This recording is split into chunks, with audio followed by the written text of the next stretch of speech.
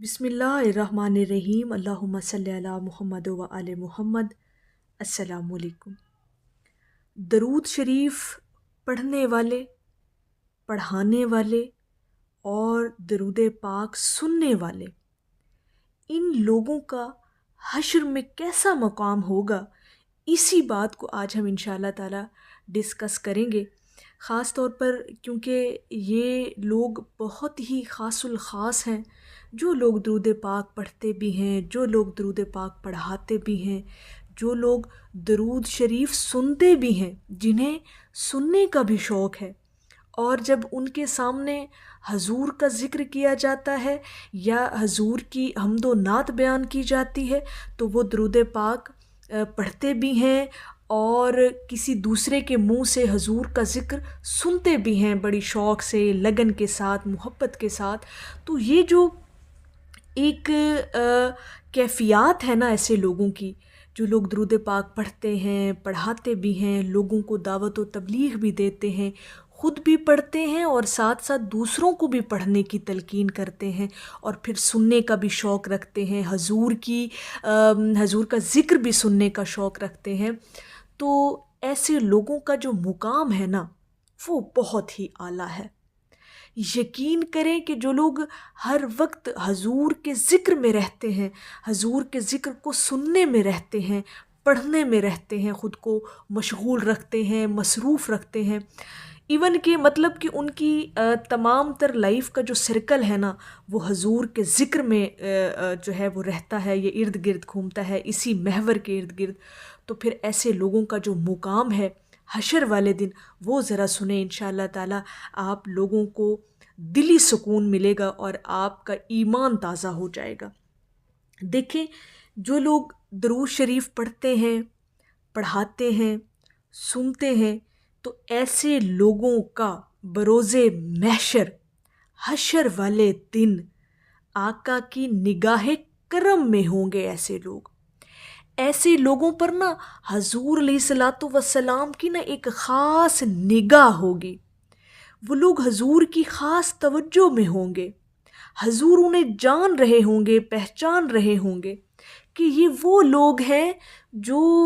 دنیا میں رہتے ہوئے میرا ذکر کرتے بھی تھے، میرا ذکر کرواتے بھی تھے اور میرا ذکر سنتے بھی تھے۔ تو حضور کو بڑی پہچان ہو جائے گی محشر والے دن ایسے لوگوں کی۔ تو جو محشر والے دن حضور کی نگاہ کرم میں ہوں گے، حضور کی خاص توجہ ان کو حاصل ہو رہی ہوگی، اس سے بڑھ کر آپ کا مقام کیا ہو سکتا ہے، ایسے لوگوں کا مقام کیا ہو سکتا ہے، جو میری نظر میں تو بہت خاص ہے، بہت اسپیشل ہیں وہ لوگ جو درود پاک پڑھتے ہیں، دوسروں کو دعوت و تبلیغ بھی دیتے ہیں، دوسروں کے دلوں میں درود پاک پڑھنے کا شوق بھی پیدا کرتے ہیں، بے شک اپنے مشاہدات بیان کر کے، اپنے ایکسپیرینسز بیان کر کے، اپنے ساتھ ہوتے ہوئے معجزات کا بیان کر کے، تو یہ بھی ایک قسم کی آپ کی تبلیغ ہے درود پاک کرنے کی، درود پاک پڑھانے کی، خاص طور پہ کہ جب آپ اپنا ایکسپیرینس شیئر کر رہے ہوتے ہیں، اٹ مینس کہ آپ دوسرے کو موٹیویٹ کر رہے ہیں، اور جب آپ حضور کا ذکر سنتے ہیں اور آپ کے سامنے حضور کا ذکر کیا جاتا ہے تو آپ کے دل خوش ہوتے ہیں۔ تو یہ جو دل کی کیفیت ہے یہ کیا بھلا نوٹ نہیں کی جا رہی، اس آپ کی دل کی کیفیت کو اللہ رب العزت بھی جانتے ہیں، اور حضور کی بارگاہ میں بھی آپ کی اس کیفیت کی حاضری ضرور لگتی ہے۔ تو ان چیزوں کو جو ہے اپنے اندر محسوس کیا کریں، اور درود پاک پڑھنے والے بھی بنیں، درود پاک پڑھانے والے بھی بنیں، اور درود پاک سننے والے بھی بنیں، تاکہ آپ لوگوں کا حشر والے دن ایک خاص اور الگ مقام ہو، اور آپ تمام لوگوں سے ہٹ کے نظر آ رہے ہوں، الگ نظر آ رہے ہوں، اور سب سے بڑھ کر کے جنہیں حضور کی شفاعت نصیب ہو جائے گی، جنہیں نبی کریم صلی اللہ علیہ وآلہ وسلم کی خاص توجہ حاصل ہو جائے گی۔ تو جب آپ حضور کی توجہ میں ہوں گے تو پھر اور کوئی غم، کوئی ٹینشن، کوئی پریشانی اس وقت آپ کو پریشان کر نہیں رہی ہوگی، ایسی روحیں گھبرا نہیں رہی ہوں گی، کیونکہ ان پر نگاہ کرم آقا علیہ الصلوۃ والسلام کی ہے۔ تو اس سے بڑھ کر اور آپ کو کیا چاہیے؟ اور سب سے بڑی بات تو یہ ہے کہ ہمارا جو معاملہ ہے وہ حشر والے دن کامیاب ہونا چاہیے۔ حشر والے دن ہمارا سرخرو ہونا، ہمارا کامیاب ہونا بہت ضروری ہے، نہ کہ اس دنیا کے اندر۔ دنیا کی یہ جو جنگ ہے، دنیا کا یہ جو کمپٹیشن ہے، یہ جو مقابلہ ہے، اس کو اپنے ذہنوں سے نکال دیں، اپنی آخرت پر توجہ دیا کریں کہ کون کون سا ایسا عمل ہے جو ہمیں قیامت والے دن جو ہے وہ سرخرو کر سکتا ہے، ہمیں آقا کی نگاہوں میں سرخرو کر سکتا ہے۔ اور جب آپ آقا کی نگاہوں میں کامیاب ہو گئے تو سمجھے اللہ رب العزت کی بارگاہ میں آپ خود بخود ہی کامیاب ہو گئے۔ تو اصل کامیابی حشر کی کامیابی ہے۔ اور پھر وہ لوگ جو درود پاک پڑھتے ہیں، پڑھاتے ہیں، سنتے ہیں حضور کا ذکر محبت سے، پھر ایسے لوگوں کا تو حشر ہی بڑا خوبصورت ہوگا نا، ایسے لوگوں کا تو مقام ہی ایک الگ ہوگا۔ تو ان چیزوں پر فوکس کرتے ہوئے، ان چیزوں کو غور و فکر کرتے ہوئے اپنی زندگیوں کے اندر درود پاک کو شامل کریں۔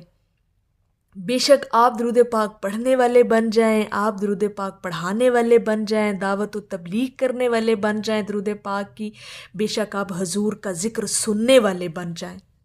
کوئی ایک ویلیو تو ایڈ کر کے جائیں نا اپنی زندگی کے اندر، تاکہ آپ کا محشر آپ کے لیے آسان کر دیا جائے، آپ کا حساب کتاب آسان کر دیا جائے، اور سب سے بڑھ کر کے آپ کو حضور کی توجہ نصیب ہو جائے، حضور کی نگاہ عنایت آپ کو حاصل ہو جائے۔ تو پھر اس سے بڑھ کر ہمیں بحیثیت مسلمان اور بحیثیت امتی کیا چاہیے؟ تو پھر کیوں نہ ہم اپنی زندگیوں کے اندر اپنی اس ویلیو کو جو ہے وہ ایڈ کریں، چاہے درود پاک پڑھنے والے بنے، چاہے پڑھانے والے بنے، چاہے حضور کا ذکر سننے والے بنے، تو کچھ نہ کچھ، کوئی نہ کوئی تو عمل ایسا کر کے جائیں نا اپنی زندگی کے اندر کہ محشر آپ کا خوبصورت ہو جائے، حشر والے دن آپ کامیاب ہو جائیں، آپ کو کوئی گھبراہٹ نہ ہو، آپ کی روح کو کوئی گھبراہٹ نہ ہو، آپ جو ہیں وہ خوش اور آپ کی روح کو تسکین ملے۔ تو ایسا عمل اگر آپ چاہتے ہیں تو پھر درود پاک سے بڑھ کر خوبصورت عمل کائنات کے اندر کوئی نہیں ہے۔ بے شک آپ پڑھنے والے بنے، پڑھانے والے بنے، سننے والے بنے۔ تو میری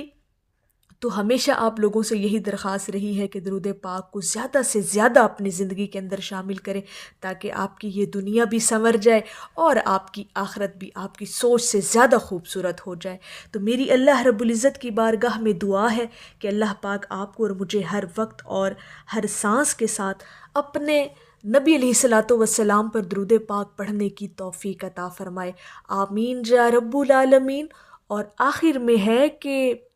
مر مٹ کے خوب لگتی مٹی میری ٹھکانے، گر آپ کی راہ گزر پہ میرا مزار ہوتا۔ ایک دفعہ محبت سے پڑھ لیجئے صلی اللہ علیہ حبیبہ محمد و آلہ وسلم۔